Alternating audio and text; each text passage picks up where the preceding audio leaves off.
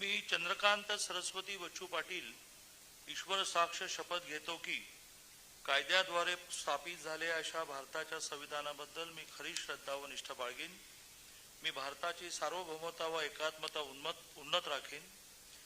मी महाराष्ट्र राज्याचा मंत्री म्हणून माझी कामे निष्ठापूर्वक व सत्सद विवेक बुद्धीने पार पाडीन आणि संविधान व कायद्यानुसार सर्व तऱ्हेच्या लोकांना मी निर्भयपणे व निपक्षपातीपणे तसेच कोणाच्याही विषयी ममत्व भाव किंवा आकर्ष न बाळगता न्याय्य वागणूक देईन।